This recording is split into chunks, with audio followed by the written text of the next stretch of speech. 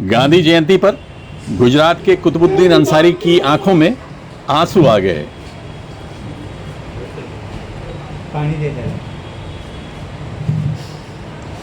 वक्त हर जख्म का मरहम तो नहीं बन सकता, कुछ दर्द तो होते हैं ताउम्र रुलाने वाले। गुजरात में सन 2002 में कुछ ऐसे ही हौलनाक मंजर का सामना कुतुबुद्दीन अंसारी ने किया था। करीब 23 साल गुजर जाने के बावजूद जब भी उस दर्दनाक घटना का जिक्र होता है तो वो अपने आप को संभाल नहीं पाते। मीडिया ने उनके परेशान हाल फोटो को पोस्टर बनाकर गुजरात के दंगों में दंगा पीड़ितों की तकलीफ और दूसरी तरफ अशोक मोची की तलवार लहराते हुए तस्वीर को कट्टरपंथियों के अमानवीय किरदार से जोड़ा था। लेकिन आज मौसम बदल चुका है। कुतुबुद्दीन और अशोक एक साथ आ चुके हैं। अब वो एक दूसरे के दोस्त बन चुके हैं और कुतुबुद्दीन अंसारी अब बेधड़क होकर मुस्कुराकर कहते हैं कि भारत में रहने का मजा ही कुछ और है। उन नज़रों के सामने सारी बातें आ जाती हैं और अगर मैं उस दंगे में मारा जाता तो कहानी खलास हो जाती।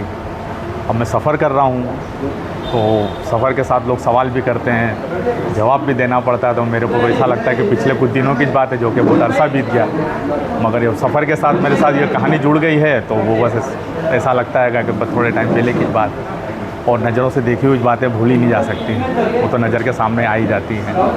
जब आ जाती हैं तो कुछ दिल मायूस भी हो जाता है, मगर आप जैसे लोगों के बीच में रहते हैं, भारत को दूसरे तरीके से देखते हैं तो मालिक का करम है, भारत दी बेस्ट, मज़ा आती है भारत में रहने में।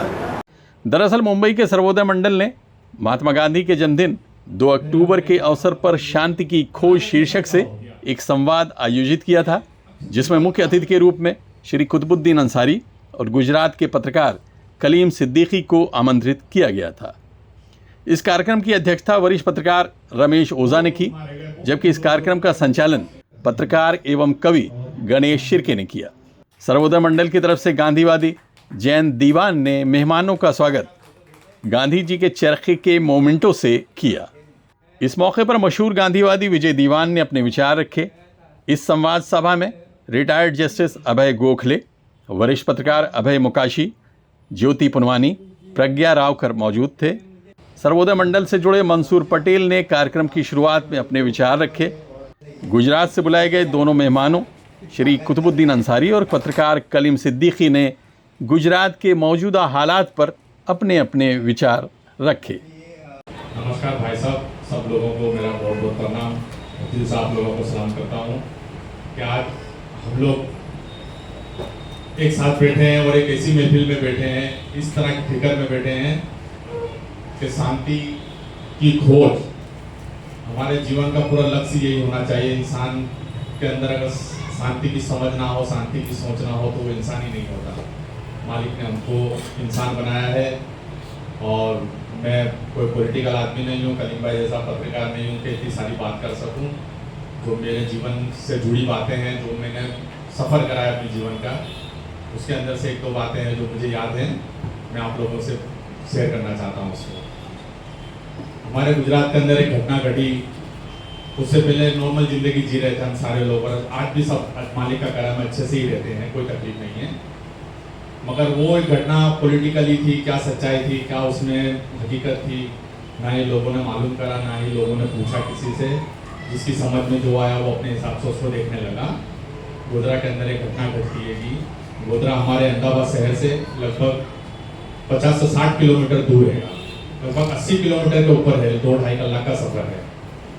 अगर ये घटना घटती हुई है गोधरा के अंदर, दुख की बात है कि उस ट्रेन के अंदर भी जो भी लोग थे वो भी हमारे भाई थे, वो भी इंसान थे, उन लोग के साथ भी परिवार वाले थे, उनका हमें आज तक पूछेगा। लेकिन अगर वो घटना के बाद जो घटना घटी तो अगर वो गोधरा तक ही सीमित रहती, गोधरा के अंदर ही कोई फसाद होता या गोधरा के अंदर ही उसका रिएक्शन आता, गोधरा के लोगों के अंदर ही उसकी कंट्रोवर्सी होती, वो गोधरा तक खलास हो जाती, क्योंकि वो गोधरा के अंदर बनाव बना था। कोई अहमदाबाद के कोने कोने में, कोई गुजरात के कोई भी कोने में ऐसी बात नहीं सिवाय गोधरा को छोड़ के। मगर उस रात के अंदर ना जाने किस तरह की बातें हुई, क्या हुआ, किस तरह से उसको इतना विवादित बना दिया गया कि दूसरे दिन सुबह में 28 फरवरी को विश्व हिंदू परिषद ने बंद का ऐलान दिया और वो बंद के ऐलान के अंदर एक धीमे धीमे करके एक ऐसा माहौल खड़ा कर दिया गया कि रात को शाम 4-5 बजे तक तो पूरे गुजरात के अंदर आग लग गई। जहाँ पर 2 मकान थे, जहाँ पे 20 मकान थे, जहाँ पे 50 मकान थे, ढूंढ ढूंढ के एक एक मकानों को, एक एक जगहों को, जो 50 साल से लोग रह रहे थे वहाँ पे, कोई दुश्मनी नहीं थी, कोई अदावत नहीं थी, एक साथ रहते थे। मगर वो एक रात में, मैं अपनी बात में कह रहा हूँ, पानी दे दे।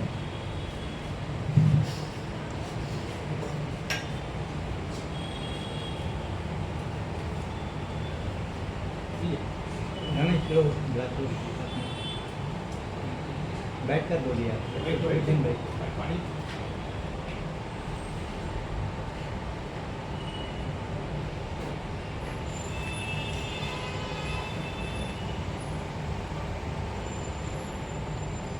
बैठ कर बोलिए।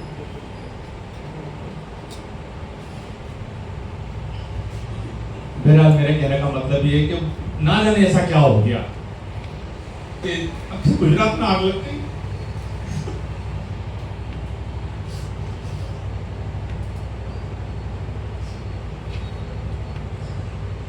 बहुत लोग मारे गए, बहुत निर्दोष लोग मरे, बहुत मासूम बच्चे मरे।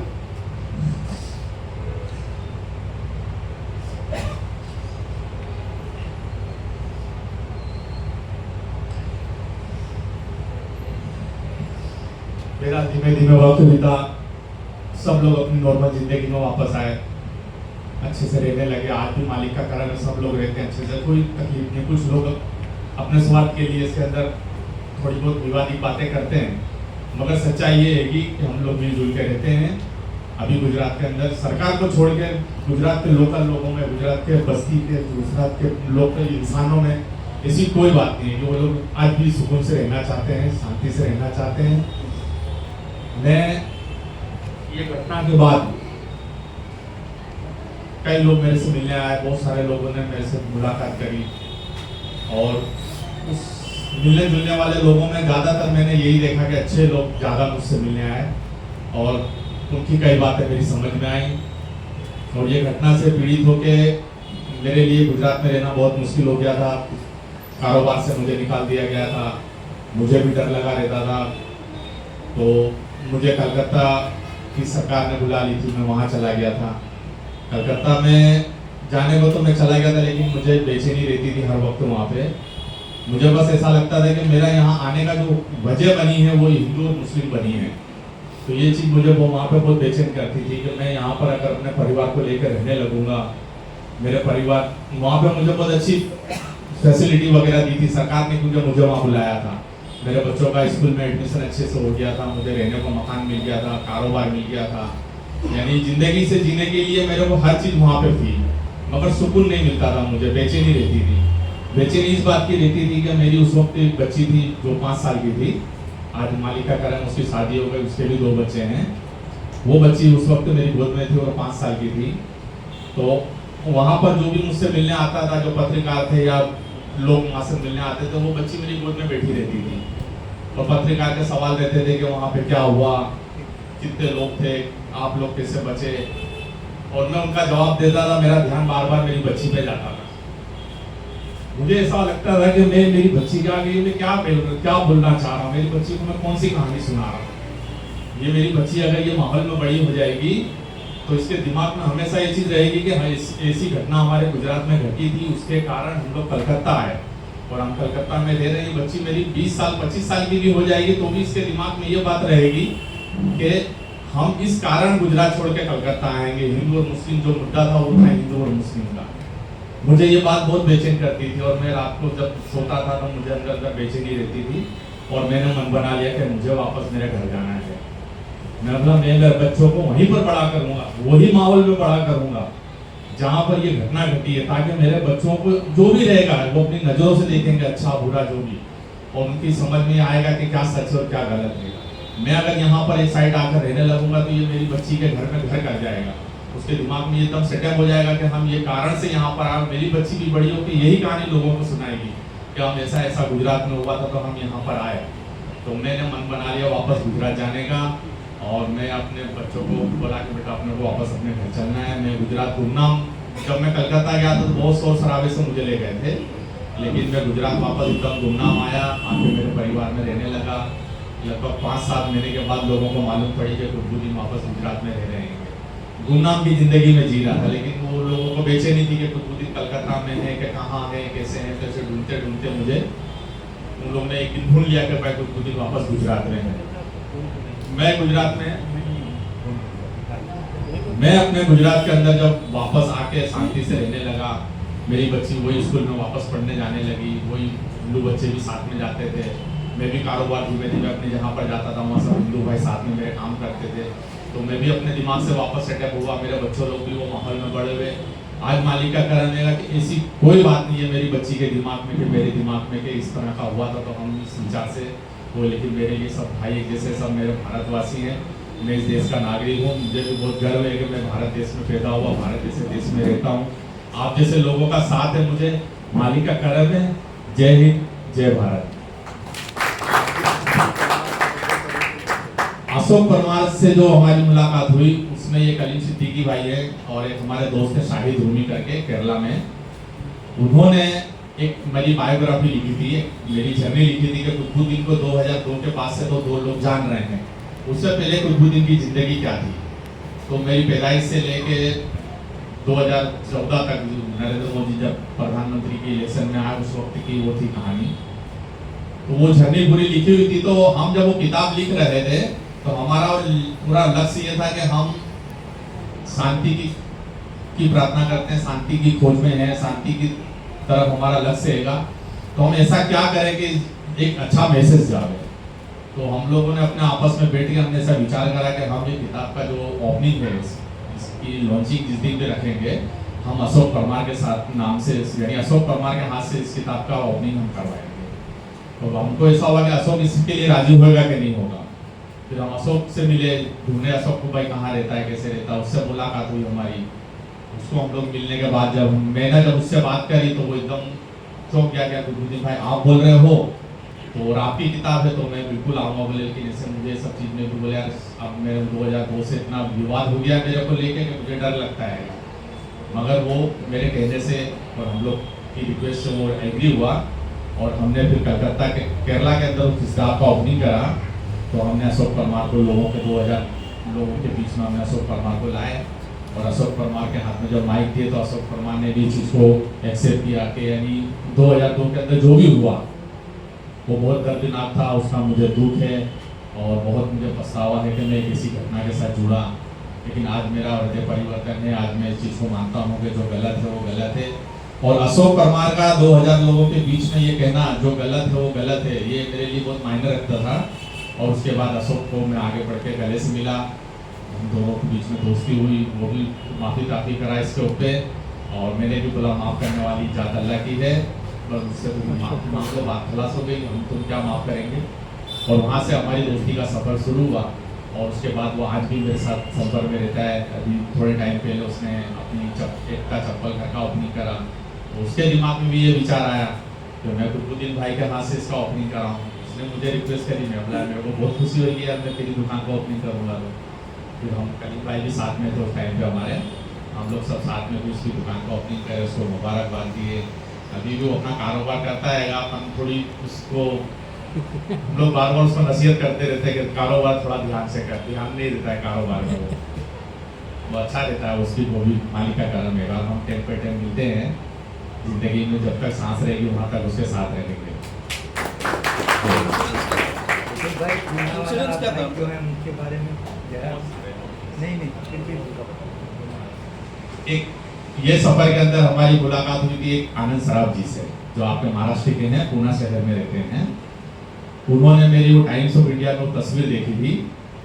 वो तस्वीर के जरिए उसके नीचे मैं जहाँ पे काम करता था उसका छोटा सा एड्रेस और मोबाइल वो टेलीफोन नंबर लगा, उस टाइम पे लैंडलाइन नंबर था। वो आनंद सराफ जी ने उस फ़ोन पे कांटेक्ट करा और मेरे घर के एड्रेस के मुताबिक मुझे छोटी सी चिट्ठी लिखी। और वो चिट्ठी के अंदर ज़्यादा कुछ नहीं लिखा था और मराठी में लिखा था कि ये चिट्ठी अगर आप तक कुतुबुद्दीन भाई पहुँच जाए तो ये नीचे मेरा नंबर है, आप मेहरबानी करके मुझे फ़ोन करना। इतना खाली लिखा था और थोड़ा सा मेरे लिए अच्छी कुमना लिखी थी कि तुम अच्छे से रहो, तुम मालिक से प्रार्थना करते हैं। अब वो मराठी चिट्ठी थी, मैं मराठी पढ़ता जानता भी नहीं था। तो मेरा एक दोस्त था सुनील करके, वो मराठी था, तो मैं उसके पास गया, मैं बोला सुनील इसको देख क्या है ये। तो उसने देखा तो मेरे को बोले यार गुरुजी भाई ये कोई पूना से लेटर है और आपके बारे में ऐसा ऐसा लिखा है, इसमें मोबाइल नंबर है। तो मैं बोला चल, मेरा मराठी तो मुझे आता नहीं है, वो शायद मराठी जानते होंगे। तो बोला तू फोन पे बात करो उससे। हम दोनों गए, वो STD चलता था उस टाइम पे, हमने फोन पे बात करी। तो आनंद सराबी हिंदी जानते थे, मैंने सलाम दुआ करके उनसे बात करा। तो उन्होंने मुझे ऐसा बोला कि आप पूना आ जाओ। मैं बोला काम वाम करता हूँ, ऐसा भाई उस टाइम पे रहता नहीं था इतना। तो उन्होंने मुझे टिकट का प्लान करा कि हम टिकट का इंतजाम करते हैं आपका। फिर वो मेरे रास्ते में रहे, मेरी कंपनी में बात होती थी, वो मुझे टिकट का प्लान करके मैं मेरे पूरे परिवार के साथ पूना शहर के लिए निकला। उनको कॉन्टेक्ट करके के सामने ये टाइम में आ रहा हूँ। पूना उतरा मैं सुबह में लगभग 5-5:30 बजे में पूना उतर गया। अंधेरा था, मेरे दूर वाली लड़की भी थी और मेरी मिसिस थी, हम 3 जन थे। तो मैं मेरी औरत को बोला कि अपने यहाँ भी अंधेरा है, थोड़ी देर स्टेशन में ही बैठते हैं, जब उजाला होगा तो अपने बाहर निकलते हैं।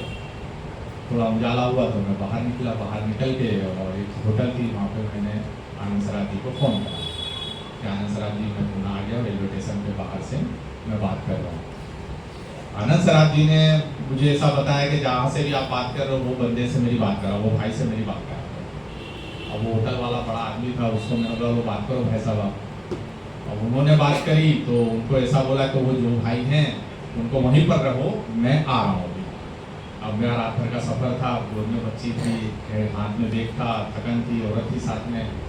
मैं रोड पर ही खड़ा हो गया ऐसे फुटपाथ के ऊपर। होटल वाला बोला भाई आप यहाँ खड़े हो, वो भाई आ रहे हैं आपको लेने। ठीक है, मिला ठीक है भाई।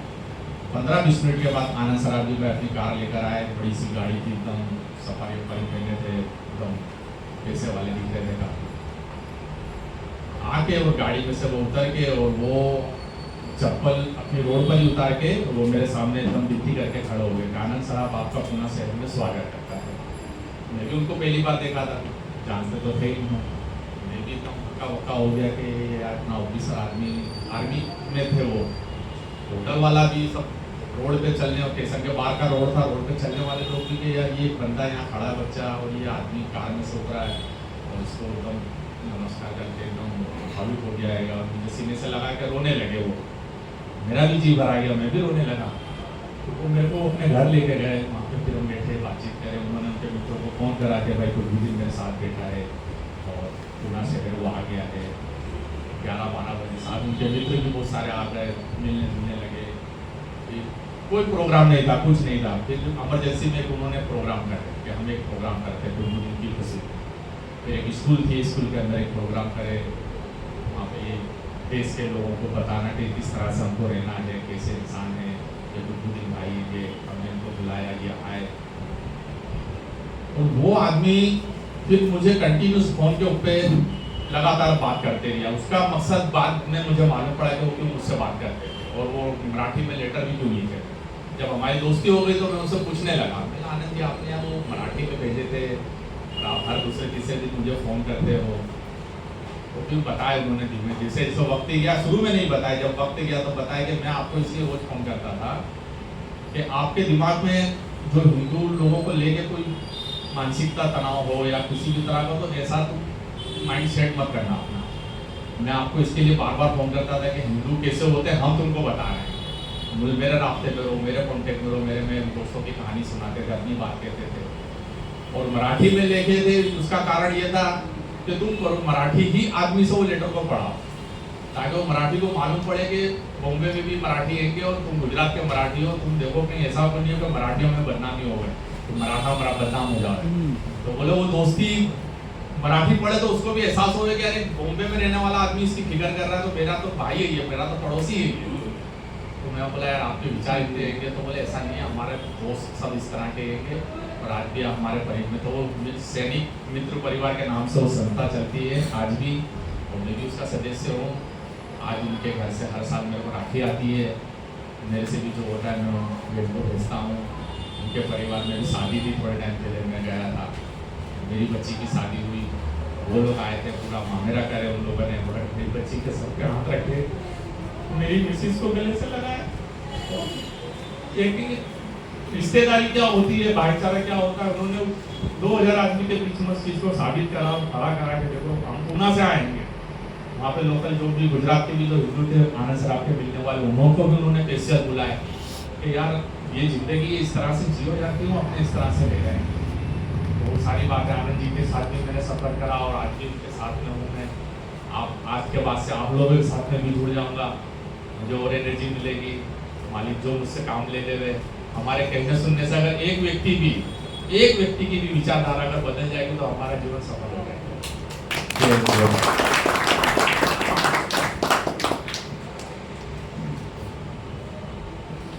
धन्यवाद कपूर जी।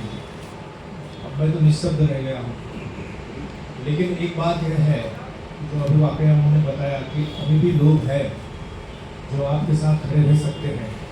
अभी भी वो गांधी जयंती हो रही है, इतने सारे लोग हैं, ये सारे आपके साथ खड़े हैं।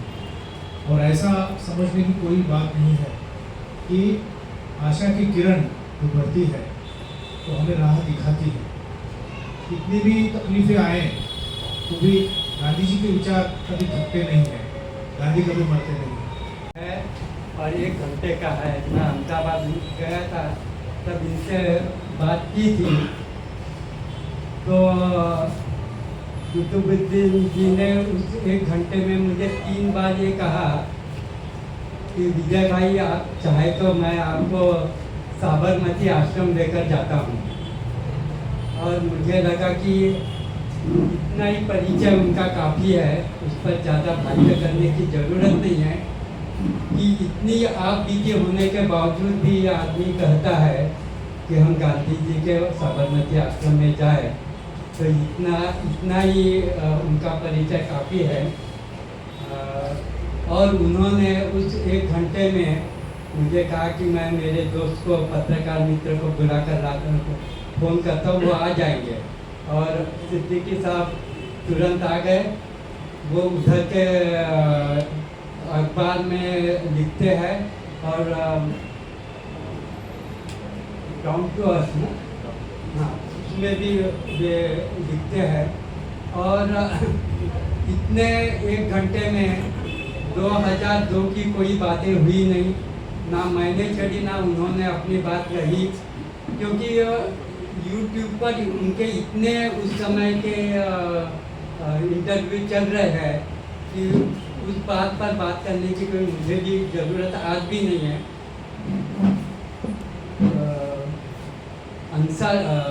अंसारी जी ने और सिद्दीकी जी ने उधर के आज के माहौल पर जो मुझे कहा वो आपके सामने वो रखेंगे।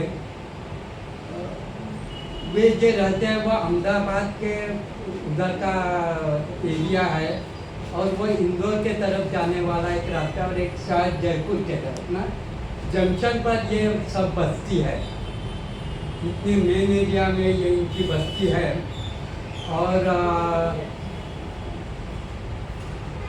अंसारी जी की हम जो मैं उधर इतना सा कमरा है, सिर्फ ऊपर एक कुछ बनाया, उधर उनका टेलरिंग का काम चलता है। उधर के बगल में एक प्रताप मिल ना, प्रसाद मिल करके टेक्सटाइल मिल है जो 25 बरस पहले बंद हुई थी।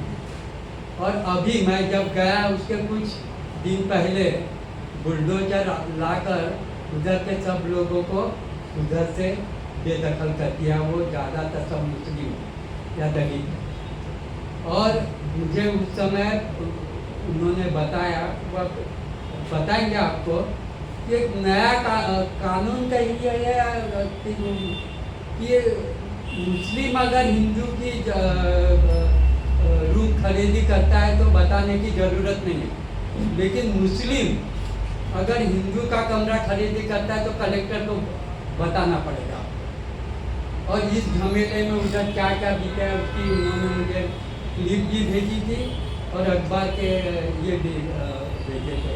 जो 2002 की बात वो भी भूलना चाहते हैं, हम भी भूलना चाहते हैं, लेकिन आज के स्थिति में उधर की क्या चल रही है ये उनसे सुनने में मुझे उस समय भी और आज भी मैं सविस्तरता से सुनने की बात करूँगा। और उनकी तकलीफ़ें बहुत अलग है। हमने भी टेक्सटाइल मिल, हमारे 62 टेक्सटाइल मिल बंद पड़ी, तो हमने देखे कि कानून की लड़ाई कितनी लंबे अरसा तक चलती है, अभी भी ख़त्म नहीं हुई है। और इसके लिए वकील लगते हैं और वकील के लिए पैसे लगते हैं। तो मैंने उनको पूछा तो PUCL ना, गुजरात के PUCL वाले उनको कुछ मदद करते हैं कानून, लेकिन सिर्फ इतने से मदद से और उसके लिए लगने वाली धनराशि, ये सब उनके लिए एक बड़ा चैलेंज है।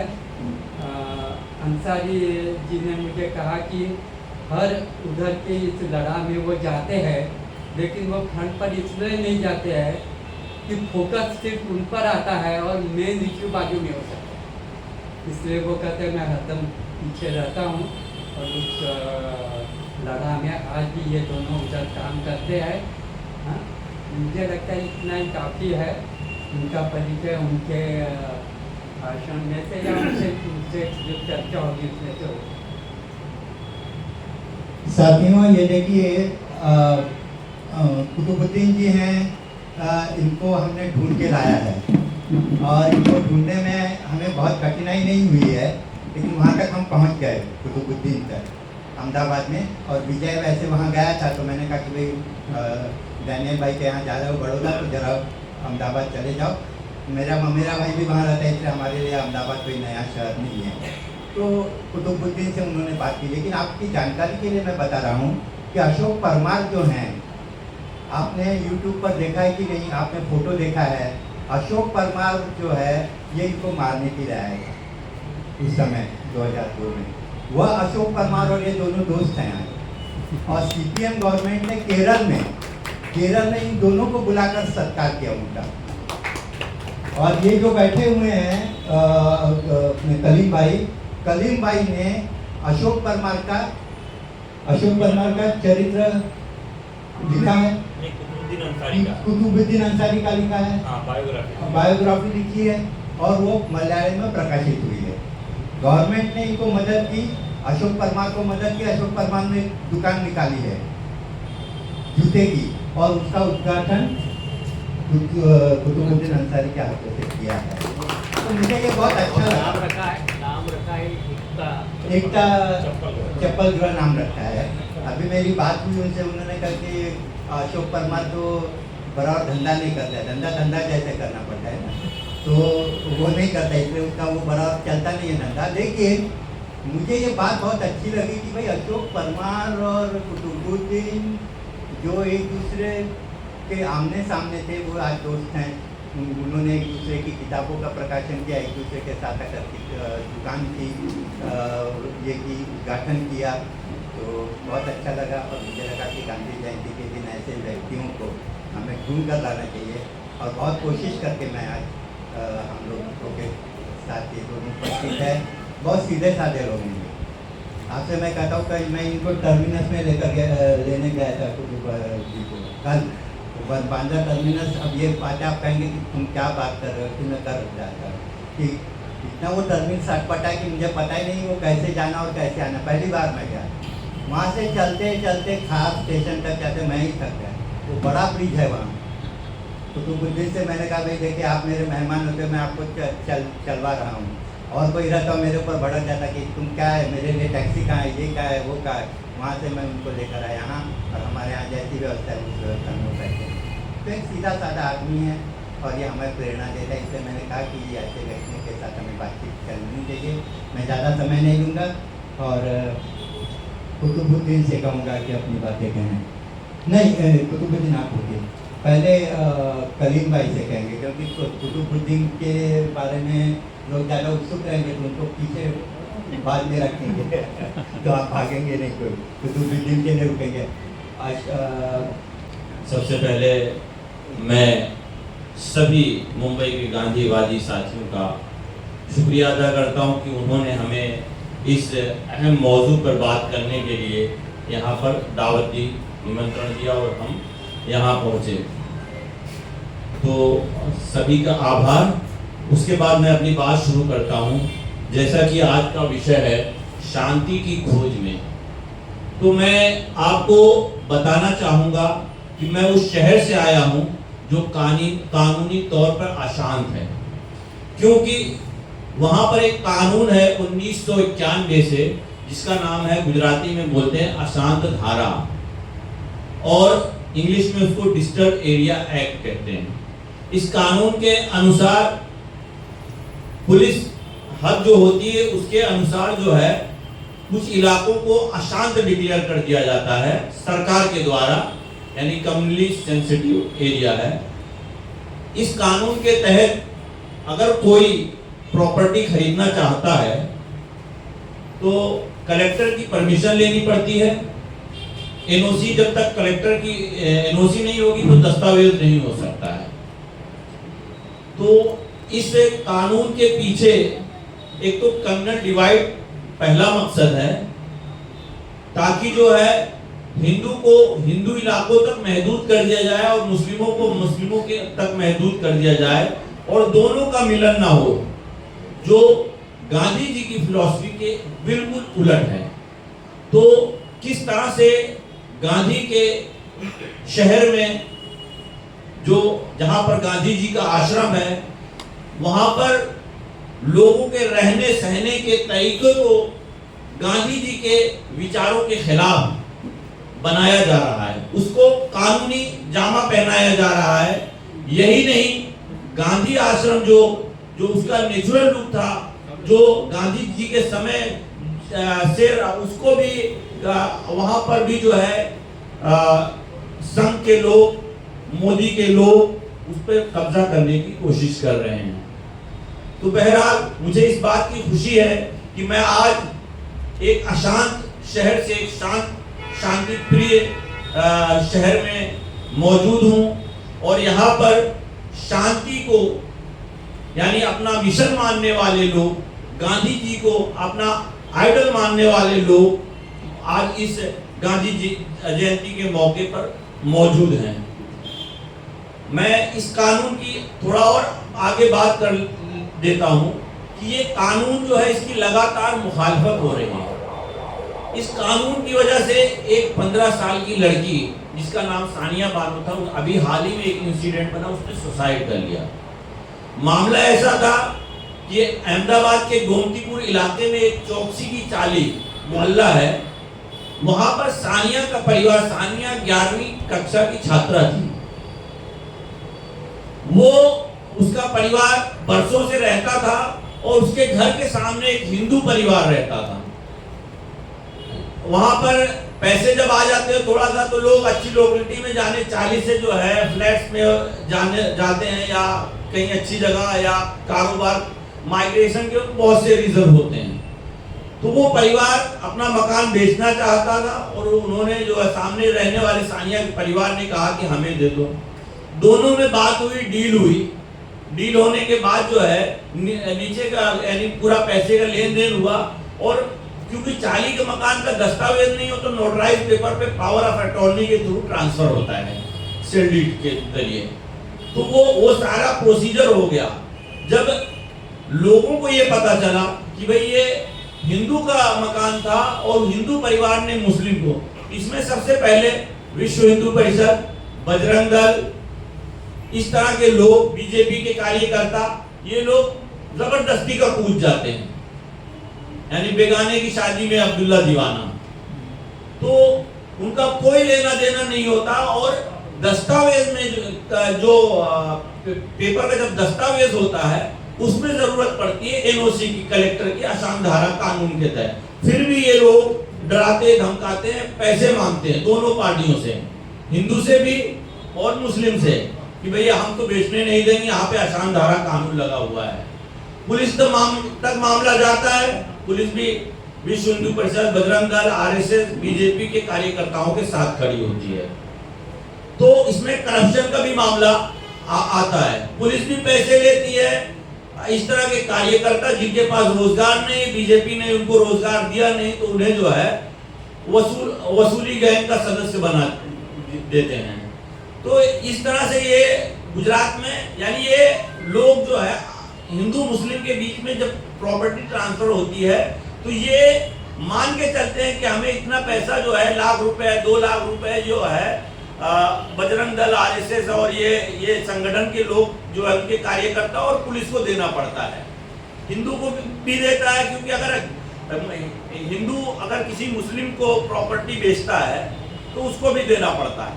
तो अब इसमें सानिया वाले मामले में ऐसा हुआ कि नीचे का एक भाई ने कब्जा दे दिया, दूसरा भाई कब्जा नहीं दिया। जब उसको मिला, पता चला आसान धारा, अच्छा दोनों परिवार इस बारे में नहीं जानते थे, क्योंकि इतने अवेयर नहीं होते हैं लोग। 40 मोहल्ले में रहने वाले भी कानून क्या है, नोटरी पेपर, नोटरी के पास गए, पावर ऑफ अटॉर्नी बनी, शेयर डीड बनी और मकान पैसा दिए लिए हो जाता है। तो वो नीयत खराब होने वाली बात जो होती है, वो नीयत खराब होगी, उसको लेके रोजाना झगड़े दोनों के परिवार का। फिर दूसरे भाई उन्होंने कहा कि भाई ठीक है, आपको प्रॉपर्टी नहीं देना है, हमको हमारे पैसे दे दो। बोला वो तो हमने वस्त्राल में इन्वेस्ट कर दिया, हमने मकान खुद खरीद लिए, तो भाई मकान या तो पैसे दो ये दो। तो फिर ये हुआ कि दोनों नहीं है, तो पुलिस तक मामला जाता है, लड़ाई झगड़ा होती है। पुलिस बोलती है कि भाई तुम्हारी गलती, तुमने मकान कैसे खरीद लिया, यहाँ पे तो आसान धारा का कानून लगा हुआ है, डिस्टर्ब एरिया एक्ट में ये जगह आती है। तो ऐसे अहमदाबाद जो है ना 75% आसान धारा में आता है। सारी जगह को जो है इन्होंने आसान धारा डिक्लेयर कर दिया है। तो रक्षाबंधन से पहले जो है हिंदू और मुस्लिम परिवार के बीच में मारपीट होती, जिसमें उस लड़की के, उसके भाई को और उसकी एक बहन को बहुत मारते हैं। मामला पुलिस तक, हॉस्पिटल, हॉस्पिटल से पुलिस, तो पुलिस से तक मामला पहुंचता है। तो वो सामने जो है एक्यूज जो होते हैं उनको अरेस्ट होता है, तो फिर तुरंत बेल मिल जाती है।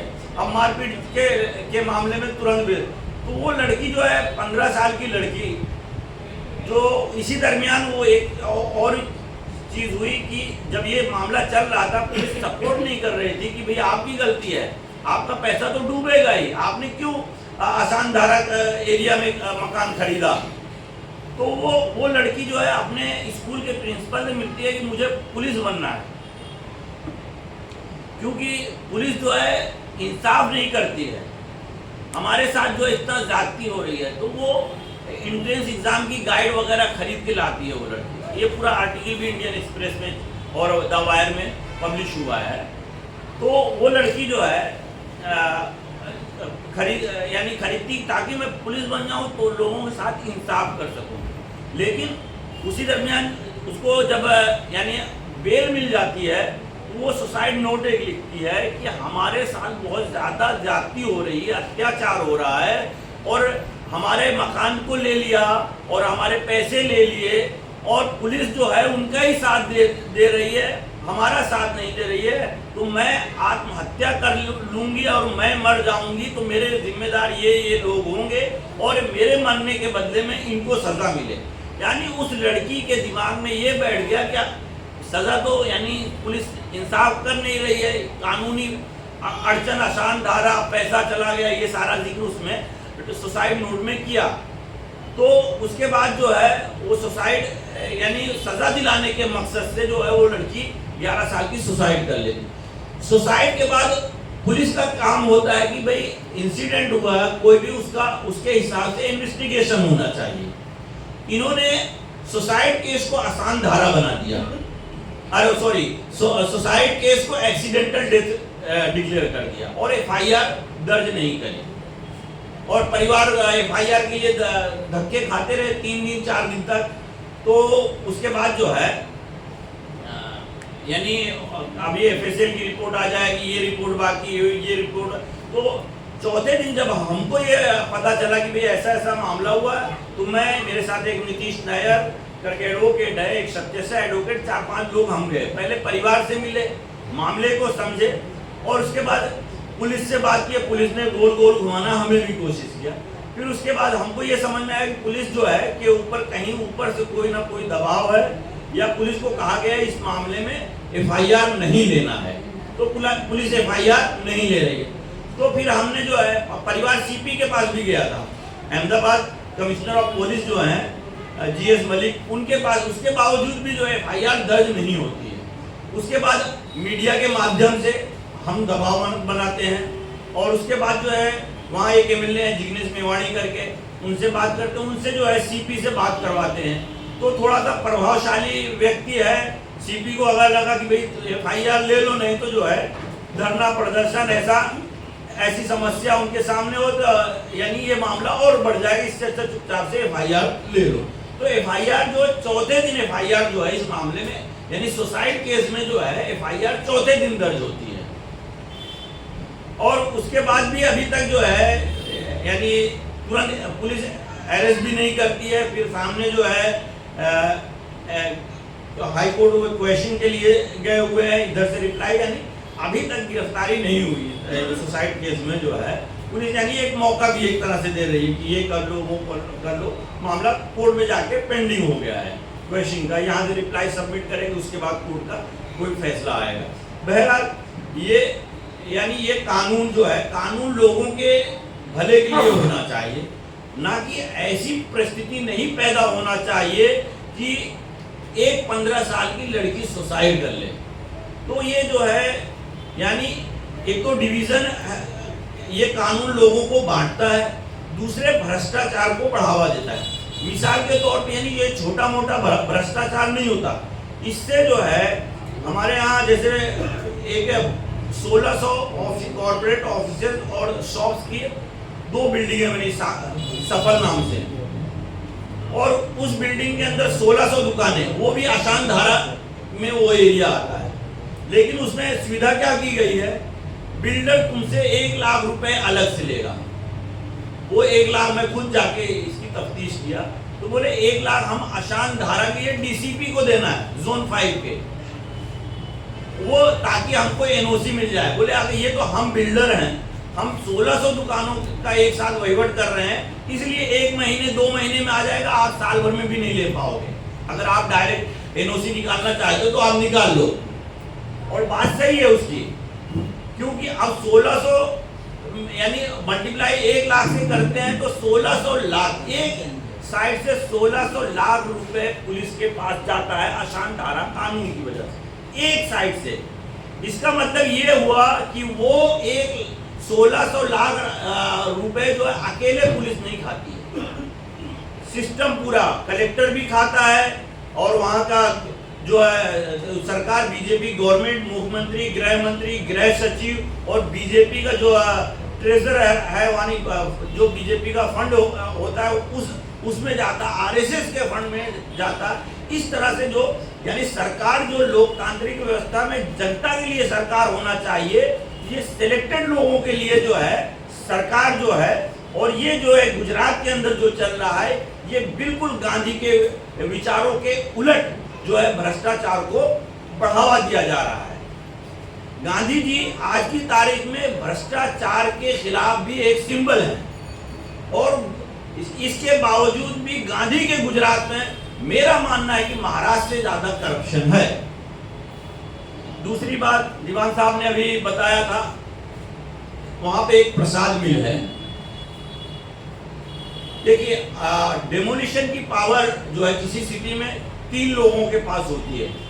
किसी अगर इलीगल प्रॉपर्टी भी है तो या तो म्युनिसिपल कमिश्नर कर सकता है, कलेक्टर कर सकता है या कोर्ट ऑर्डर दे सकती है या कोर्ट किसी को ऑथराइज कर सकती है कि ये डिमोलिश कर दो। इसके बावजूद प्राइवेट बिल्डर्स प्रसाद मिल में 25 मकान लगभग, जिसके अंदर जो है लगभग 25 में से जो है 18 मकान दलितों के हैं, आते हैं और बिना किसी ऑर्डर के डिमोलिश कर देते हैं। वजह क्योंकि वो जगह जो है आज की तारीख में वो मिल जो है दिवालिया है, लिक्विडेशन में चोर रास्ते से जो है अडानी एंड कंपनी जो है हर जगह इनकी जो है, चाहे असम हो चाहे आपके यहाँ का धरावी हो, हर जगह इनकी जो है यहाँ के देश के हर संसाधन पे नजर है इनकी। यानी ये सरकार जो है मोदी एक दिखावा है, मुखौटा है, असल में जो है सरकार जो चला रहे हैं गौतम अडानी एंड कंपनी चला रही है। तो वो प्रसाद मिल में गौतम अडानी के बड़े भाई हैं जो है वो और शान झवेरी और 4-5 बिल्डर अहमदाबाद के मिलके एक कंपनी बनाते, river front properties private limited. ये जो है लिक्विडेटर के पास जाते हैं कि ये जमीन हमको दे दो, बाकी कर्जा जो हम सबको चुका देंगे। हालांकि वो भी सेटिंग वाला ही मामला था, लेकिन लिक्विडेटर बोलता है नहीं नहीं ऐसे नहीं दे सकते हैं भले आप, लेकिन हम आपको बिडिंग करना पड़ेगा। बिडिंग भी सेटिंग से हो जाती है। बहरहाल अडानी एंड कंपनी ने वो जगह ले ली। लेने के बाद वहां पर संडे का दिन सुबह 5 बजे प्राइवेट बाउंसर लोकल पुलिस के बंदोबस्त के साथ जाते हैं, जहां पर 85 साल की महिलाओं के साथ मारपीट करते हैं। उसके एविडेंस है, उनके हाथ में पैर में चोट लगी, उसके निशान है। 20-22 साल लड़कियों के साथ धक्का मुक्की करते हैं, वो उनको चोट लगती है। लोगों को जबरदस्ती निकाल के बाहर फेंक देते और उनके घर के सामान के साथ डिमोलिश कर देते हैं। और उस दिन पूरा यानी बरसात का दिन था, भरी बारिश के बीच में बाउंसर जो है और पूरा घर डिमोलिश कर देते हैं। पुलिस खाली एक ही चीज पे नजर रखती है, कोई वीडियो शूट तो नहीं कर रहा है। जो भी वीडियो सबके मोबाइल जमा कर लिए, वीडियो डिलीट किए ताकि जो है उनके खिलाफ एविडेंस ना हो, और उसके बाद डिमोलिश कर देते हैं। और उनसे जब ये लोग ऑर्डर मांगते हैं तो बोले आप आरटीआई करो, हम 30 दिन के अंदर आपकी आरटीआई का जवाब देंगे, जो भी हमारे पास पेपर है। पुलिस का रवैया इस तरह का हो जाता है। असल चीज किसी की ताकत ही नहीं है कि इस तरह से डेमोलिशन कर सकता है किसी भी लोकेलिटी के ऊपर। सिर्फ अडानी के होने की वजह से पूरी गुजरात सरकार जो है अडानी के कदमों में आ जाती है। और वो लोग जो वहां पर रह रहे थे, 2009 का एक जजमेंट है जो विड्रॉ हुआ था, उन्होंने रिकॉर्ड पे अपने टेनेंसी राइट्स के जो भी डॉक्यूमेंट थे कोर्ट के सामने रखे थे, और कोर्ट ने ये कहा था कि इनका टेनेंसी राइट्स तो है ही है, क्योंकि वो चौथी और पांचवी पीढ़ी रह रही है। 1914-15 से लोग वहां पर रहे हैं, मिल वर्कर थे, उनके पैसे बाकी थे, उनके यानी पूर्वजों के पैसे बाकी हैं, उनके पीएफ बाकी हैं। इसके बावजूद भी उनको निकाल के फेंक दिया जाता और जबरन निकाल दिया जाता है, और कोई सुनने के लिए यानी तैयार नहीं होता है। हम लोग कमिश्नर से मिले, डीसीपी से मिले, सबसे मिले, लेकिन सुनवाई के लिए कोई तैयार नहीं है। म्युनिसिपल कमिश्नर के पास गए तो बोले हमने तो तोड़ा ही नहीं। लेकिन ये जिस वक्त डेमोलिशन होता है ड्रेनेज लाइन को बंद कर देते हैं। ये म्युनिसिपल कॉर्पोरेशन ने भले नहीं तोड़ा, लेकिन वो बंद करने का इसका मतलब वो भी मिले हुए थे। वहां टोरेंट पावर चलता है, टोरेंट पावर सुबह 5 बजे आके सारे घरों के मीटर की लाइट काटी जाती है, जो कि अहमदाबाद म्युनिसिपल कॉर्पोरेशन का नियम है। कोई भी डेमोलिशन जो बारिश के सीजन में नहीं होगा, उसके बावजूद भी बारिश के सीजन में करते हैं। जैसे गणेश जी ने अभी आपको भरोसा दिलाया ही है, और आपको भी भरोसा हुआ, और उस भरोसे की बुनियाद पर आप सुकून और सुरक्षित जिंदगी जो कलकत्ता में आपको बसर हो रही थी, तो छोड़कर आप गुजरात आए, जो कि मेजॉरिटी हिंदू आनंद सराफ। और यही पीड़ा है आरएसएस की कि इनको वो मेजॉरिटी को विन ओवर नहीं कर रहा है, तो इसलिए उसको स्टेट को मैनेज करना पड़ा। तो आज देखिए सहयोग 2 अक्टूबर है, आज गांधी जयंती भी है, और उनकी भी 27 आज हो रही है उसके अस्तित्व की, क्योंकि आज दशहरा के दिन पर राष्ट्रीय स्वयंसेवक संघ की स्थापना नागपुर में हुई। और वो स्थापना इसलिए की गई कि हिंदुस्तान में मुख्य रूप से उनको तो हिंदू से ही मतलब था, तो हिंदू गांधी के मुट्ठी में थे, और उनको गांधी के मुट्ठी से में से छुड़ाना लेके लिए इन लोगों ने राष्ट्रीय स्वयंसेवक संघ की स्थापना। और आज दोनों साथ में आज कोइंसिडेंट देखिए, उनकी शताब्दी और गांधी जी की 156वीं जयंती एक ही दिन पर आ रही है। वो 100 साल से गांधी के हाथ से मुट्ठी से मेजोरिटी हिंदुओं को छुड़वाना चाहते हैं, तो छुड़ लेना। आनंद सराफ उनको तकलीफ दे रहे हैं, उस आनंद सराफ के भरोसे पर आप कलकत्ता से आनंद सराफ का तो तकलीफ आपके बाद में हुआ होगा, लेकिन उसके पहले आपके जहन में ये महसूस हुआ कि मेजोरिटी जो हिंदू है वो मानवतावादी। हाँ, इस भरोसे पर आप मोदी के गुजरात को छोड़कर आप सुरक्षा के लिए कलकत्ता गए, और फिर गांधी के गुजरात में। तो ये बहुत बड़ी बात है, आपका भरोसा को मैं सलाम करता हूँ।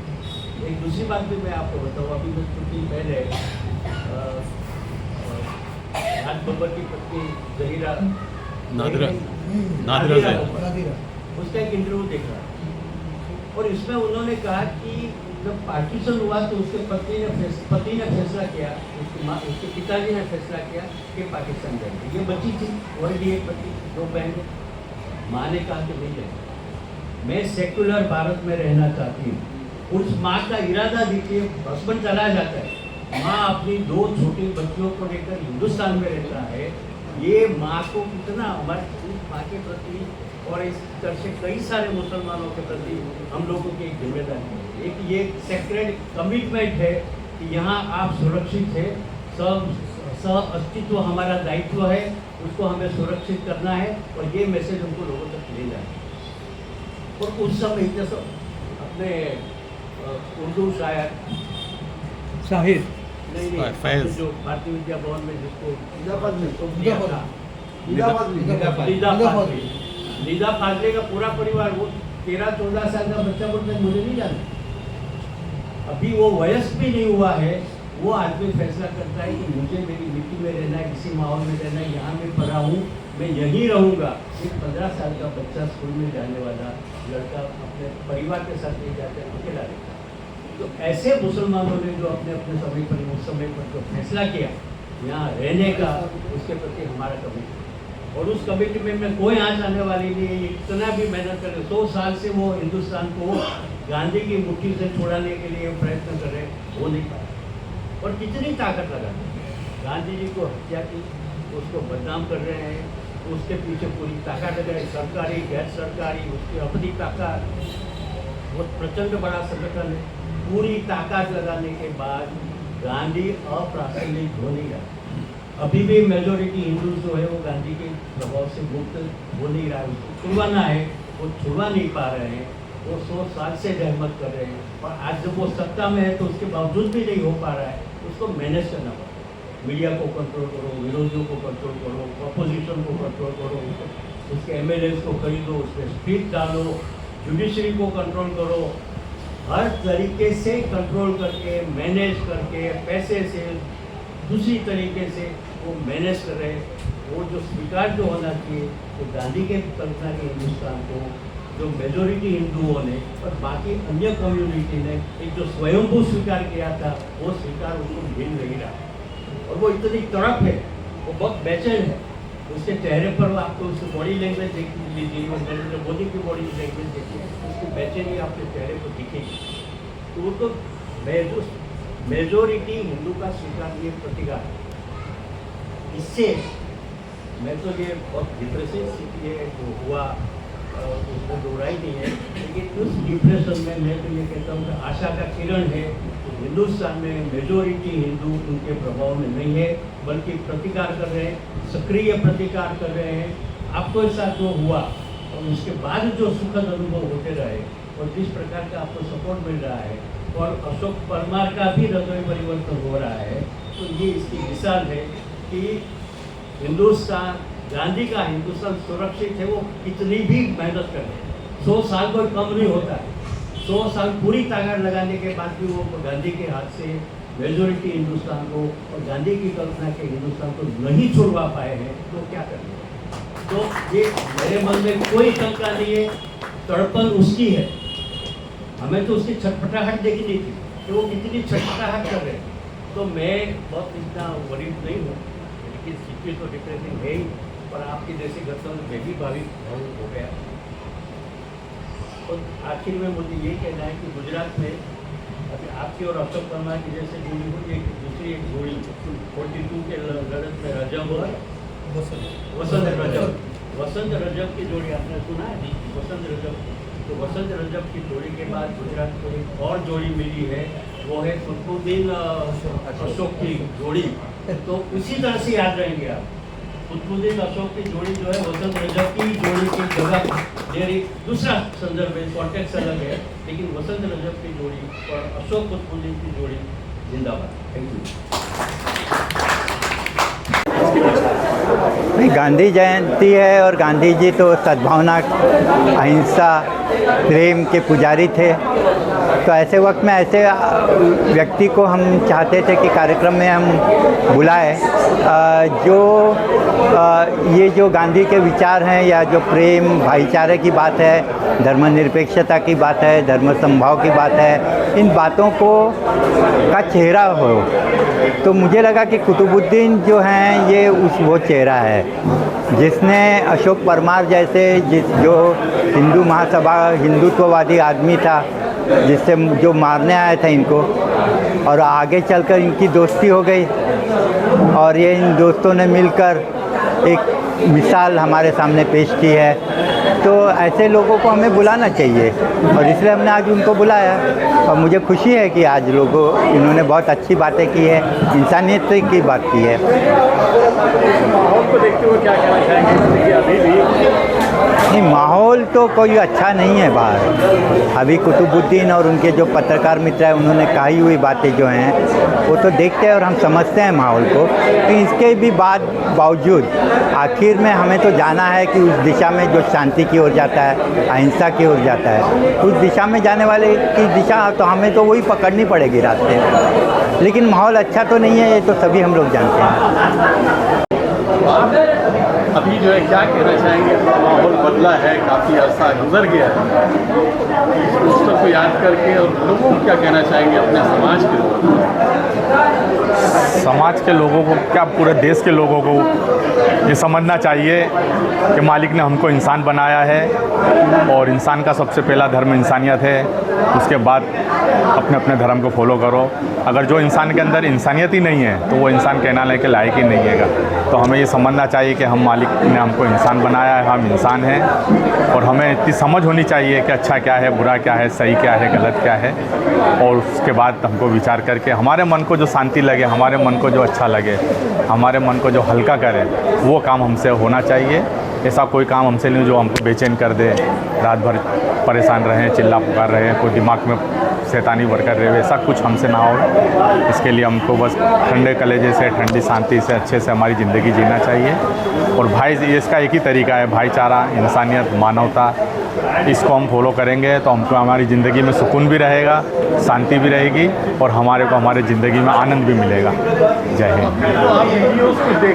देखिए, किताब जो एक दस्तावेज़ होता है, फ़ोटो तस्वीर बहुत वायरल 2002 से कुतुब भाई की और जो है अशोक मोची की, वो जो है एक एग्रेशन का फेज़ बना, एक विक्टिमाइजेशन का फेज़ बना। लेकिन लोग जो है तस्वीर से जो है सेटिस्फाई नहीं हो रहे थे, तो हमने सोचा कि तस्वीर के पीछे कौन है, उसके पूरे कैरेक्टर को जो है बाहर लाया जाए। तो मैं और सईद रूमी, केरला का पत्रकार है वो टाइम पे, तो हम दोनों ने मिलकर लिखा कि, और कुतुब भाई क्योंकि लिखने में उतने सक्षम नहीं, तो इन्फॉर्मेशन जो है सारी जो हम रात पे घंटों बैठते थे और वो किताब लिखी गई और वो वहाँ के एक पब्लिशर ने कल मलयाली पब्लिशर ने पब्लिश भी किया है। तो उसमें जो है कुतुब भाई की यानी दंगे से पहले की ज़िंदगी और दंगे के बाद की ज़िंदगी और क्या क्या कंट्रोवर्सी पैदा हुई और क्या क्या अच्छाइयाँ रहीं ताकि एक अच्छा मैसेज जा सके। तो वो किताब 2014 में पब्लिश हो चुकी है।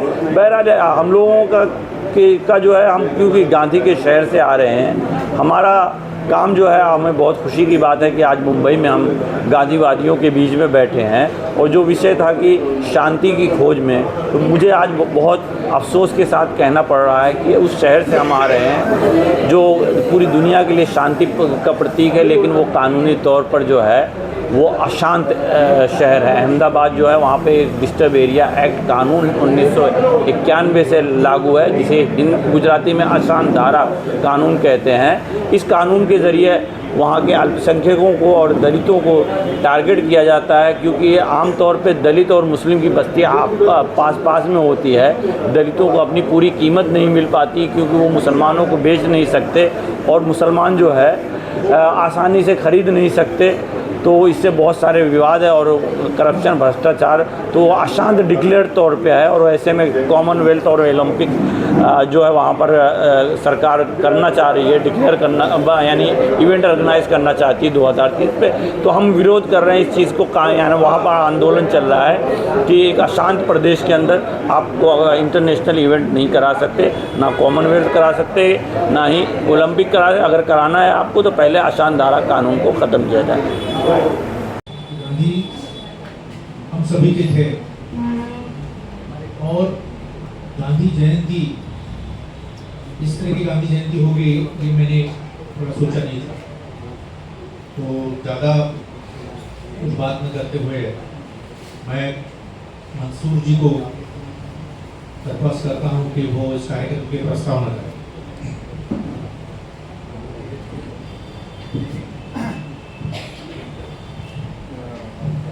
धन्यवाद गणेश जी। आज 2 अक्टूबर को गांधी जी को प्रणाम करते हुए मैं अपने 2 शब्द कहूँगा। प्रस्तावना इस कार्यक्रम में। साथियों, आज 2 अक्टूबर है और अहिंसा दिन के रूप में हम विश्व भर में इसे मनाया जाता है। ऐसे वक्त में हम जब यहाँ पर 2 अक्टूबर को गांधी के जन्मदिन पर उपस्थित हुए, ये हमारे राष्ट्रपिता और हमारे एक साथी हमको कहते हैं कि ये हमारा बाप है, ये देश का बाप है, ये हमारा। तो जो हमारा बाप है इसको याद करते हुए कि आज उसका जन्मदिन है, और ये भी याद करना चाहिए कि ये वही बाप है जो सांप्रदायिक सद्भावना के लिए जिसने अपने बलिदान दिया। ये वही पिता है जिसको सांप्रदायिक मानसिकता वाले लोगों ने इसका नफरत रूपी गोली से इनका सीना छीन दिया। ये वही राष्ट्रपिता है। आज आज़ादी के 75 साल के बाद और गांधी के बलिदान के इतने साल के बाद हम फिर भी वहीं पे खड़े हैं जिसके लिए गांधी ने सांप्रदायिकता के खिलाफ अपनी जीवन बलिदान दिया। वैसे एक हिंदी नाटक आया था पोस्टर नाम का, तो आपने देखा होगा। डॉक्टर शंकर शेष जो थे उन्होंने लिखा, और एक पोस्टर है, वो पोस्टर बहुत क्रांति करता है, सारे लोग देखते हैं। तो पोस्टर कभी उन्होंने देखा ही नहीं था। तो आज ऐसे ही है कि कुतुबुद्दीन अंसारी का जो पोस्टर, जिसको हम पोस्टर कहते हैं, उनके भले बुरे अनुभव तो बताएंगे, लेकिन हम लोग क्या सीख रहे हैं। अभी मैं साथी बजरंग भाई को यहाँ बुलाता हूँ। गांधी जी का प्रिय भजन हुआ आपको सामने प्रस्तुत करेंगे, वैष्णव जनों तो देने कहिए। ये तो हमने सुना है, लेकिन इसके गहरे अर्थ में फिर एक बार हम जाएंगे, लोगों को सुनाएंगे। क्योंकि मुझे संघ का नाम नहीं लेना था, फिर भी मैं यहाँ ले रहा हूँ। उनकी जन्म शताब्दी है, उनको मुबारक है। लेकिन हमारे कुछ गाने, जैसे कि बलसागर भारत हो, खरा तो एकच ही धर्म जगाला प्रेम अर्पावे, संघ गीत बोल के उन्होंने प्रकाशित किए हैं। अब इस आधार पर शायद उनकी बुद्धि में कुछ फर्क पड़े या ना पड़े, लेकिन हमको तो वही बताना है। हमको तो वही सानेगुरु जी ने जो सीख दी है वही बार बार वही बतानी है। तो नरसिंह मेहता जी की जो, नरसिंह मेहता बहुत बड़े कवि थे, मुझे उनके बारे में बताने की जरूरत नहीं। तो गुजराती स्कॉलर है, या सारे भारतवर्ष में उनका गुजराती भजन गाया जाता है। तो बजरंग भाई तो हमारे सर्वोदय के कार्यकर्ता हैं। आज शांति की खोज इस कार्यक्रम में उपस्थित हमारे प्रमुख अतिथि श्री कुतुबुद्दीन अंसारी, श्री कलीम सिद्दीकी और हमारे अध्यक्ष आज के कार्यक्रम के रमेश ओझा जी।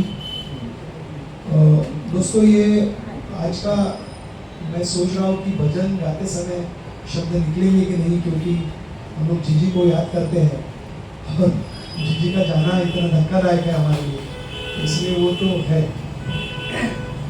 ये बहुत प्रसिद्ध भजन है, हम लोगों को रिपीट करने की जरूरत है। हम सब लोग मिलकर साथ में इसको गाएं, ताकि जितने जिसको याद आता है उतना आप लोग गाएं। सब लोग साथ में गाएं।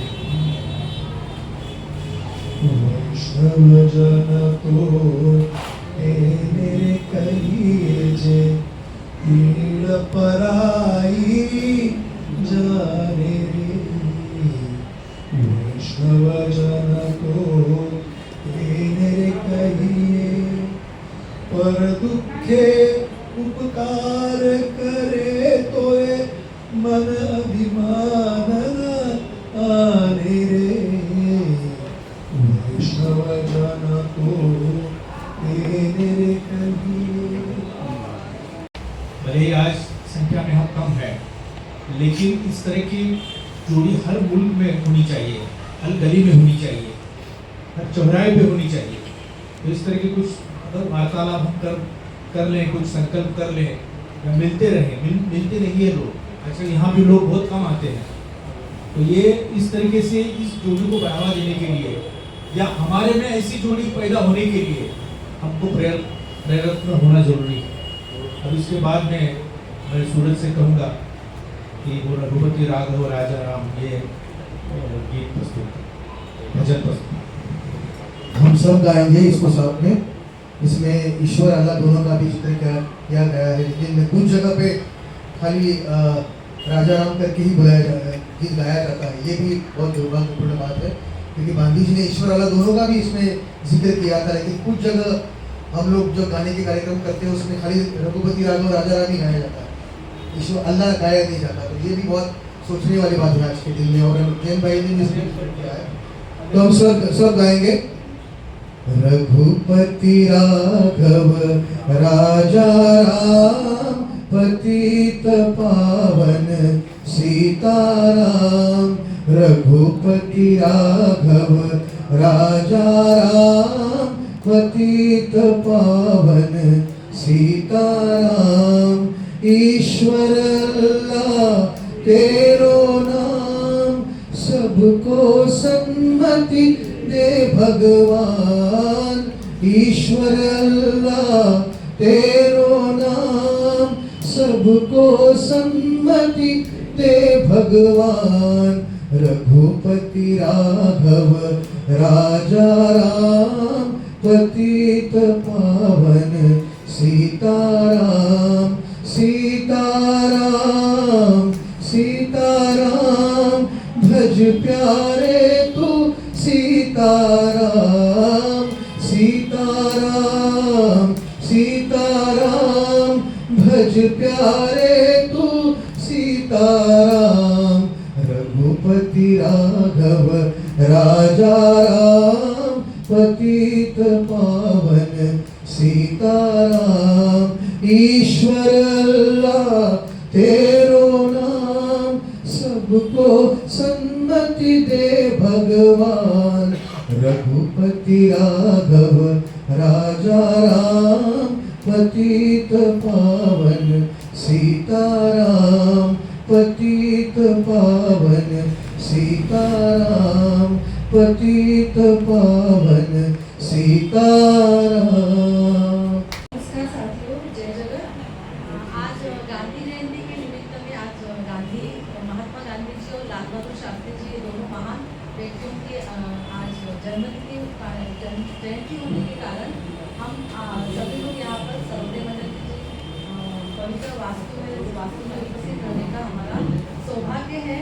और इसी कार्यक्रम के जो हमारे अध्यक्ष आदरणीय रमेश ओझा जी और हमारे जो मेहमान थे कुतुबुद्दीन अंसारी जी और श्री कलीम सिद्दीकी जी, इन्होंने हमारे यहाँ आकर हमारे गांधी जयंती के निमित्त में हमारे इस वास्तु में आकर उन्होंने अपना अनुभव, जो अच्छे और बुरे दोनों भी कटु अनुभव भी बताया, सुखद और दुखद दोनों भी अनुभव सुनकर मैं एकदम निशब्द हो गई। बहुत मतलब मुझे भी बहुत बुरा लगा।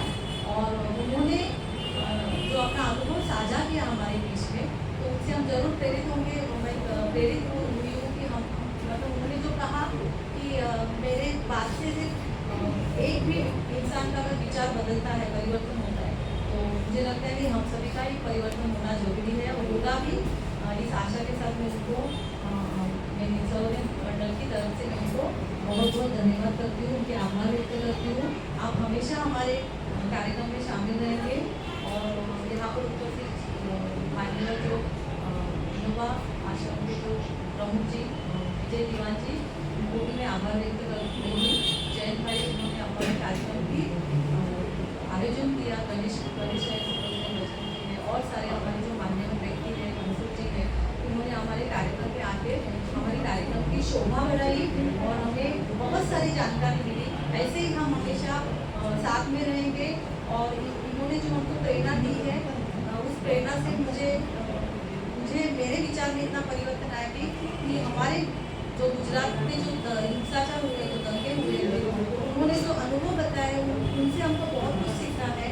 हम इस विचार के साथ रहेंगे कि हमारे मन में द्वेष की भावना भुलाकर हमें आपस में मिलजुल कर शांति की खोज करनी चाहिए। शांति की स्थापना के लिए हमें निरंतर प्रयास करने की कोशिश करनी चाहिए। और यहाँ पर आज के जो धुले से जो प्राध्यापक जी है, उनका नाम प्राध्यापक ईश्वर अहिरे जी, उनका भी मैं वो धुले से यहाँ पर आए, उनका भी मैं आभार व्यक्त कर रही हूँ।